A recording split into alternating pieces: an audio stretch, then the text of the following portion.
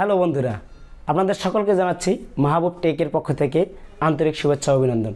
হ্যাঁ বন্ধুরা, আমরা আজকে আপনাদের দেখাতে চলেছি এমএস ওয়ার্ডে কীভাবে টেবিল নিয়ে কাজ করতে হয় অথবা ডকুমেন্টে রো এবং কলামকে একত্রে সাজিয়ে কিভাবে কাজ করতে হয়। সো আমরা সময় নষ্ট না করি চলে আসি স্ক্রিনের পর্দায়। আর হ্যাঁ বন্ধুরা, ভিডিওটি না টেনে সম্পূর্ণ দেখুন, তাহলে সব কিছু বুঝতে পারবেন। এমএস ওয়ার্ড ওপেন করি। এমএস ওয়ার্ড ওপেন করার পর হোম অপশনের পরে ইনসার্ট অপশনে যাই। ইনসার্ট অপশনে প্রবেশ করার পরে এই যে এখানে টেবিল অপশনে ক্লিক করি। এখান থেকে দেখা যাবে কিছু পরিমাণ ঘর এখানে দেওয়া আছে। এখান থেকে আমরা বাছাই করে সুবিধা মতো আমাদের ঘর বা টেবিল তৈরি করে নিতে পারি। ঠিক এভাবে আমরা এখান থেকে প্রয়োজনে নতুন করে রো কিংবা কলামের সংখ্যা বাড়াতে চাইলে এখানে ড্র টেবিল অপশন আছে, এখানে ক্লিক করলে একটা পেন্সিলের মতো চিহ্ন আসবে। এটা দিয়ে আমরা আমাদের কলাম সংখ্যা কিংবা রোয়ের সংখ্যা বাড়িয়ে নিতে পারি।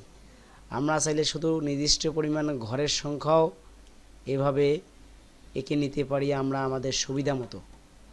আবার অপর দিকে যদি আমরা নির্দিষ্ট পরিমাণ ঘর ডিলিট করতে চাই কিংবা একটি দুটি ঘর ডিলিট করতে চাই, সেক্ষেত্রে ড্র টেবিলের পাশে ইরেজার অপশান আছে। এই ইরেজারে আমরা ক্লিক করলে একটা আইকন আসবে, ইরেজার আইকন।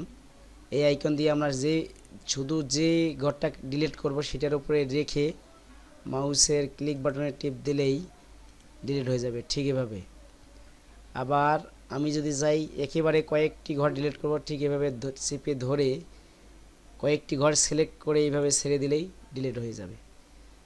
আবার নতুন করে আপনারা এখান থেকে অঙ্কন করে নিতে পারবেন। এই টেবিলে রাখা নির্দিষ্ট পরিমাণ ঘরের থেকেও বেশি টেবিল কিংবা এর থেকে কম প্রয়োজন হয়, তাহলে আপনারা টেবিল অপশনে ঢুকে ইনসার্ট টেবিলে প্রবেশ করে এখানে নির্দিষ্ট পরিমাণ কলাম সংখ্যা এবং রো সংখ্যা লিখে আপনারা পছন্দ মতো টেবিল তৈরি করে কাজ করতে পারেন। আবার আপনারা যদি চান টেবিলকে মিডিল বরাবর রাখবেন, সেক্ষেত্রে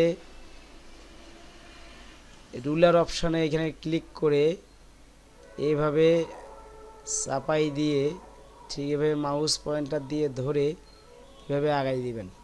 ঠিক সেমভাবে এই দিকেও আগাই দিবেন, দেখবেন টেবিল ছোট হয়ে গেছে। কর্নারে ধরে এইভাবে টেনে ছেড়ে দিলেও টেবিল লম্বা হয়ে যাবে। তো আজকের ভিডিও এই পর্যন্তই। ধন্যবাদ সকলকে।